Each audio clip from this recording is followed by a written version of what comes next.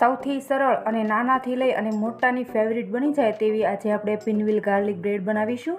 કોઈ પણ વ્યક્તિ તેને આરામથી બનાવી શકે છે અને ટેસ્ટમાં તો એકદમ નંબર 1 અને એનો દેખાવ જોતા જ તમને ખાવાનું મન થઈ જશે. એટલી ટેસ્ટી આ પિનવ્હીલ ગાર્લિક બ્રેડ બને છે.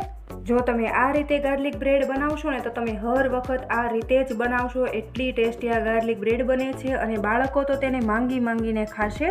અને તમારે મારી રીતે પિનવ્હીલ ગાર્લિક બ્રેડ બનાવવી હોય ને તો તમે વિડીયોને પૂરેપૂરો જોજો, બિલકુલ સ્કીપ નહીં કરતા. અને તમે હજુ સુધી અમારી ચેનલ ઉપર નવા હોય તો બાજુમાં રહેલું બેલ આઇકન પ્રેસ કરી અમારી ચેનલને સબસ્ક્રાઇબ કરી લેજો, જેથી કરીને હું નવા વિડીયો મૂકું તેની નોટિફિકેશન તમને જલ્દી મળી જાય. તો જરા પણ વાર લગાડ્યા વગર આપણે તેને બનાવવાનું શરૂ કરીએ. પિનવ્હીલ ગાર્લિક બ્રેડ બનાવવા માટે મેં અહીંયા જે નોર્મલ આપણે રૂમ ટેમ્પરેચર ઉપર હોય તેવું બટર લઈ લીધેલું છે.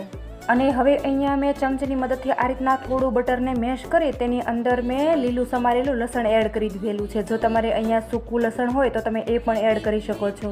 ત્યાર પછી અહીંયા મેં થોડા લીલા સમારેલા ધાણા લઈ લીધા છે, તો આપણે તેને પણ એડ કરી દઈએ અને બટર સાથે સારી રીતે મિક્સ કરી દઈએ.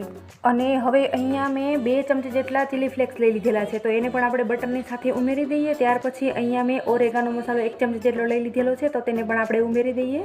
તો અહીંયા મેં હાફ ટીસ્પૂન જેટલું મીઠું લઈ લીધેલું છે. આપણે મીઠું ધ્યાન રાખીને ઉમેરીશું, કારણ કે બટરમાં પણ થોડું મીઠાનું પ્રમાણ હોય છે. આ રીતે બધી વસ્તુ બટરની અંદર ઉમેરી આપણે અહીંયા ગાર્લિક બટર રેડી કરીશું. અને જો તમારે આ રીતે ઘરે તૈયાર ન કરવું હોય તો બજારમાં તમને ઇઝીલી ગાર્લિક બટર મળી જશે, તો તમે એનો પણ ઉપયોગ કરી શકો છો. પણ મેં અહીંયા ગાર્લિક બટર ઘરે રેડી કરેલું છે, કોઈ જ પ્રોબ્લેમ નથી આવતો અને ફટાફટ રેડી થઈ જાય છે અને ફ્રેશ પણ બને છે. અને હવે આપણે બટરને સાઈડમાં કરી દઈએ અને આગળની પ્રિપરેશન કરી લઈએ. તો એના માટે અહીંયા મેં 4 વ્હાઈટ બ્રેડ લીધેલી છે અને હું અહીંયા જે કોરવાળી બ્રેડ આવે છે તેનો ઉપયોગ કરી રહી છું. તો તમે એની જગ્યાએ જે કોર વગરની બ્રેડ આવે છે તેનો પણ ઉપયોગ કરી શકો છો. તમે અહીંયા કોઈ પણ બ્રેડનો ઉપયોગ કરી શકો છો. મલ્ટીગ્રીન બ્રેડ આવે છે તેનો પણ ઉપયોગ કરી શકો છો અને ઘઉંની આવે તેનો પણ ઉપયોગ કરી શકો છો, પરંતુ મેં અહીંયા અત્યારે વ્હાઈટ બ્રેડનો જ ઉપયોગ કરેલો છે. અને હવે અહીંયા મેં એક બ્રેડ લઈ લીધેલી છે, એને આ રીતના આપણે કિનારી છોડી અને નીચેનો ખૂણો પડે તે રીતે આપણે કટ કરવાનું છે. આ રીતના એક ખૂણો આપણો કટ થઈ જાય ત્યાર પછી આપણે બ્રેડને ફેરવી લેશું અને બીજો ખૂણો પણ આપણે સાઈડમાંથી કટ કરી લેશું. તો આવી જ રીતે આપણે ચાકુની મદદથી 4 ખૂણાને આ રીતે કટ પડે તે રીતે આપણે કટ કરી લેવાની છે. હવે અહીંયા બ્રેડને 4 ખૂણા પડે તે રીતે મેં કટ કરેલી છે. અને આ રીતે તમને હું બતાવી દઉં ને તો આપણે ગુજરાતીમાં સ્વસ્તિક કહીએ ને તે રીતે બરાબર આપણી બ્રેડ કટ થયેલી છે. અને જ્યારે પણ આ રીતના આપણે ખૂણા કટ કરીએ તે પહેલાં જ આપણે બટર લગાવી દેવાનું છે. અને જો તમે પછી બટર લગાવશો ને તો આપણી બ્રેડ તૂટી જશે અને બટર પણ સરખી રીતે નહીં લગાવાય. તમે અહીંયા ગાર્લિક બટરની જગ્યાએ પિઝા સિઝનિંગ અથવા સોસનો પણ ઉપયોગ કરી શકો છો. અને હવે અહીંયા આ રીતના આપણે એક છેડાનો ભાગ ઉઠાવીશું અને ત્યાર પછી આપણે બીજો ઉઠાવીશું અને જે પહેલો છેડો છે એને આપણે બીજા છેડાની નીચે દબાવીશું. એવી જ રીતે આપણે 4 છેડાને ઉઠાવી અને આપણે પિનવ્હીલ ગાર્લિક બ્રેડ રેડી કરીશું. તો આ રીતના તમે 4 છેડાને એકબીજા વચ્ચે દબાવી દેશો ને એટલે તમારી ગાર્લિક બ્રેડ એકદમ સરસ અને ફ્લાવર જેવી જ દેખાવશે અને તમને જોતા જ ખાવાનું મન થઈ જશે. એટલી ટેસ્ટી આ ગાર્લિક બ્રેડ બને છે. તો અહીંયા આપણી એક પિનવ્હીલ ગાર્લિક બ્રેડ બનીને રેડી થઈ ગઈ છે અને હવે આપણે તેને સાઈડમાં કરી દઈએ અને બીજી એક બ્રેડ લઈ લઈશું. તેના ઉપર આપણે સારી રીતે બટર લગાવી દઈશું. તો તમે આ રીતના પિનવ્હીલ ગાર્લિક બ્રેડ બનાવી અને તમે અલગ અલગ ફ્લેવરની પણ બનાવી શકો છો. બહુ જ ટેસ્ટી બને છે અને બાળકો તો માંગીને ખાશે. તો આ બ્રેડને પણ આપણે સેમ પ્રોસેસ રાખી એ જ રીતે આપણે કિનારીનો ભાગ છોડી અને આપણે કટ કરી લઈશું અને 4 ખૂણા આપણે કટ કરવાના છે. તો એક સાઈડથી મેં કટ કર્યું અને આ સાઈડથી મેં બીજું કટ કર્યું અને આ સાઈડથી મેં ત્રીજું કટ કર્યું. તો આ રીતે આપણે 4 ખૂણાને કટ કરી લેવાના છે. હવે આ રીતના આપણે પહેલો છેડો ઉઠાવી અને ત્યાર પછી આપણે બીજો છેડો ઉઠાવી ત્યાર પછી આપણે જે પહેલો છેડો છે તેને આપણે બીજા છેડા વચ્ચે દબાવી દઈશું અને એ જ રીતે સેમ પ્રોસેસ રાખી આપણે સરસ એવી ફૂલ જેવી પિનવ્હીલ ગાર્લિક બ્રેડ રેડી કરીશું. તો ફ્રેન્ડ્સ, તમને અમારી આજની પિનવ્હીલ ગાર્લિક બ્રેડ બનાવવાની રેસીપી કેવી લાગીને એ કમેન્ટ કરીને જરૂરથી કહેજો. અને જો તમને અમારી આજની રેસીપી પસંદ આવી હોય ને તો વિડીયોને વધુમાં વધુ શેર કરજો. અને હજુ સુધી તમે અમારી ચેનલ ઉપર નવા હોય ને તો બાજુમાં રહેલું બેલ આઇકન પ્રેસ કરી અમારી ચેનલને સબસ્ક્રાઇબ જરૂરથી કરી લેજો, જેથી કરીને હું નવા વિડીયો મૂકું ને તેની નોટિફિકેશન તમને જલ્દી મળી જાય. તો અહીંયા આપણે 4 પિનવ્હીલ ગાર્લિક બ્રેડ રેડી કરી લીધેલી છે અને હવે આપણે અહીંયા મેં થોડું ચીઝના નાના ટુકડા કરીને રાખી રાખેલા છે, તો તેને પણ આપણે આ રીતના જે વચ્ચે ચોરસ છે ને તેની અંદર આપણે રાખી દઈએ. આ રીતના તમે ઉપરથી ચીઝનો ઉપયોગ કરશો ને તો બહુ સરસ એવો ટેસ્ટ આવશે અને બાળકોને પણ ખાવાની ખૂબ જ મજા આવશે. અને જો તમે આ પિનવ્હીલ ગાર્લિક બ્રેડ બાળકોને નાસ્તામાં આપશો ને તો બાળકો ખુશ થઈ જશે અને બીજી વખત પણ બનાવવાની જીદ કરશે. એટલી સરસ નંબર 1 આ પિનવ્હીલ ગાર્લિક બ્રેડ બને છે. અને હવે અહીંયા મેં થોડા મકાઈના દાણા પણ બાફીને રાખેલા છે, તો તેને પણ આપણે ગાર્લિક બ્રેડ ઉપર સ્પ્રિંકલ કરી દઈએ. તમારે જેટલા પ્રમાણમાં દાણાને ઉમેરવા હોય તે પ્રમાણે તમે ઉમેરી શકો છો. પણ આ રીતના મકાઈના દાણા અને પેપ્સિકમ અને ચીઝ ઉમેરવાથી આપણી પિનવ્હીલ ગાર્લિક બ્રેડ એકદમ નંબર 1 અને ટેસ્ટફુલ બને છે. ગાર્નિશ માટે આપણે થોડા દાણા સ્પ્રિંકલ કરી લઈએ.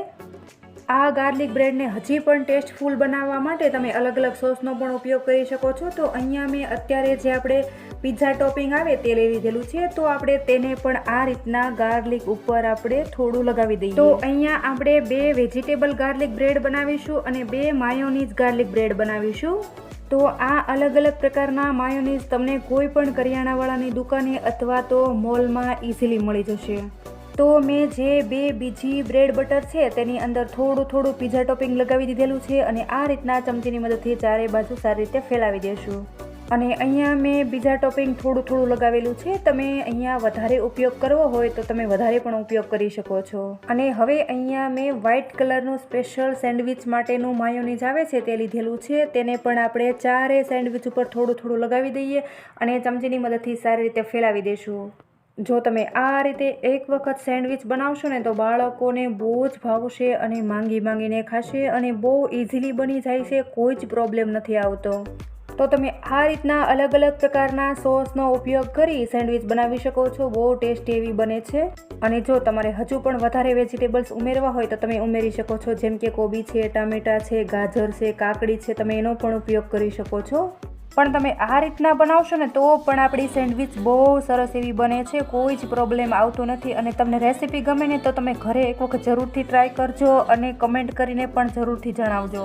તો આ તૈયાર કરેલી પિનવ્હીલ ગાર્લિક બ્રેડને આપણે સાઈડમાં કરી લઈએ અને હવે આપણે જઈએ ગેસ તરફ. તો મેં અહીંયા રૂમ ટેમ્પરેચર ઉપર હોય તેવું બટર લઈ લીધેલું છે. તેને આપણે કઢાઈમાં નાખી અને ગરમ કરી લેશું. આ રીતના કઢાઈની અંદર બટરને ઉમેરી આપણે ચમચીની મદદથી સારી રીતે મેલ્ટ કરી લેવાનું છે, જેથી કરીને આપણે બ્રેડને રોસ્ટ કરીએ તો સારી રીતે શેકાઈ જાય. તો ફ્રેન્ડ્સ, તમે જોઈ શકો છો કે મેં અહીંયા બટરને સારી રીતે મેલ્ટ કરી લીધેલું છે અને હવે અહીંયા આપણે તૈયાર કરેલી પિનવ્હીલ ગાર્લિક બ્રેડ છે તેને આપણે અંદર મૂકી સારી રીતે શેકી લેવાની છે.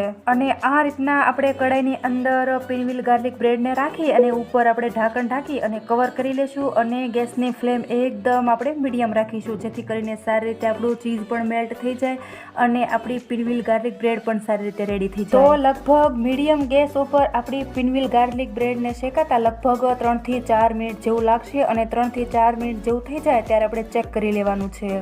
તો 2 પિનવ્હીલ ગાર્લિક બ્રેડને આપણે ગેસ પર કૂક કરવાની છે અને 2 પિનવ્હીલ ગાર્લિક બ્રેડને આપણે ઓવનમાં કૂક કરવાની છે. તો અહીંયા મેં જે ઓવનમાં રાખવાની જાળી આવે છે તે લીધેલી છે અને તેની અંદર આપણે બંને બ્રેડને રાખી દઈશું અને આપણે કૂક કરી લેશું. તમે આ પિનવ્હીલ ગાર્લિક બ્રેડને એર ફ્રાયર હોય તો તેની અંદર પણ કૂક કરી શકો છો અને જો ઘરમાં ઓવન ના હોય તો આ ગેસ પર પણ ઇઝીલી તૈયાર થઈ જાય છે. આ તૈયાર કરેલી પિનવ્હીલ ગાર્લિક બ્રેડને આપણે ઓવનમાં રાખી દઈએ અને લગભગ આપણે 15 મિનિટ જેવું કૂક કરીશું, એટલે બહુ સરસ એવી ક્રિસ્પી કૂક થઈ જશે. આ પિનવ્હીલ ગાર્લિક બ્રેડને તમે ચા સાથે એન્જોય કરી શકો છો અથવા તો તમે સોસ કે ચટણી સાથે પણ એન્જોય કરી શકો છો.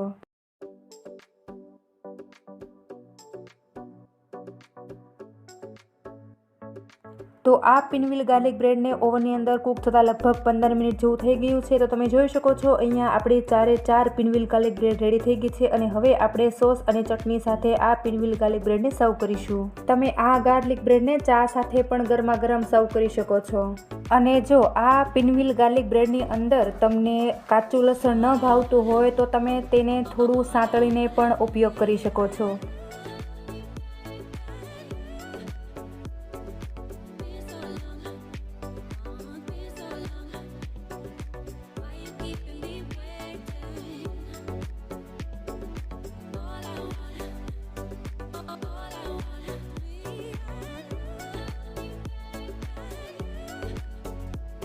તો ફ્રેન્ડ્સ, તમને અમારી આજની રેસિપી કેવી લાગીને એ કમેન્ટ કરીને જરૂરથી જણાવજો. અને હજુ સુધી તમે અમારી ચેનલ સબસ્ક્રાઈબ ન કર્યું હોય અને ચેનલ ઉપર નવા હોય તો બાજુમાં રહેલું બેલ આઇકન પ્રેસ કરી અમારી ચેનલને સબસ્ક્રાઈબ જરૂરથી કરી લેજો, જેથી કરીને હું નવા વિડીયો મૂકું ને તેની નોટિફિકેશન તમને જલ્દી મળી જાય. અને ફરી મળીશું એક આવા નવા વિડીયો સાથે. Thanks for watching my video. આવજો.